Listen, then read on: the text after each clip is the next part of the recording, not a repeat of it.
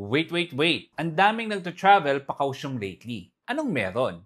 Well, Kaohsiung is one of the top emerging destinations now, lalo na sa mga Pinoy kasi, number one, mas marami ng direct flights to Kaohsiung ngayon. China Airlines, Cebu Pacific, AirAsia, and Philippine Airlines all fly to Kaohsiung from Manila. Marami sa mga fares nila mas affordable than other destinations in Asia. And roughly 2 hours lang, nasa Kaohsiung ka na. Number 2, syempre, andyan ang Fo Guangxiang Buddha Museum, Pier to Art Center, Dragon and Tiger Pagodas, and otherworldly na Tianliao Moon World, and this very Instagrammable Rainbow Church. Actually, nakailang balik na rin kami sa Kaohsiung pero 2020 pa ang last visit namin. But when we attended the Tara na Kaohsiung event, we realized na ang dami na palang bago. Yung Love River Bay, inayos nila ng bonggang-bongga.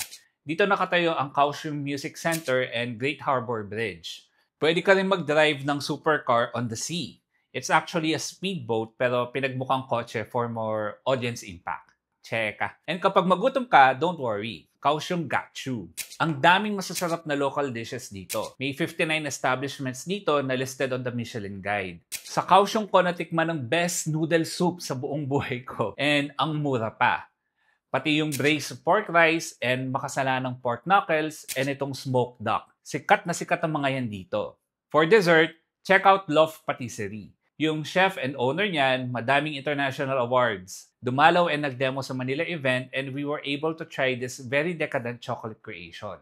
Andun din ang Gin Mine team, led by a world flair tending master na nagpakitang gilas din. Kung mahilig kayo sa cocktails, puntahan nyo rin ang store nila. And syempre, hindi rin pahuli ang Kaohsiung sa mga night markets. Try more local dishes, snacks, and drinks sa mga yan.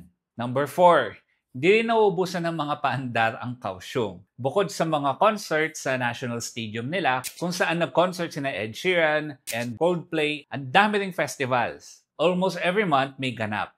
May Bubble Tea Festival, Hot Air Balloon Festival, Fried Chicken Festival, Megaport Festival, Sakura Music Festival, Kite Festival, and marami pang iba.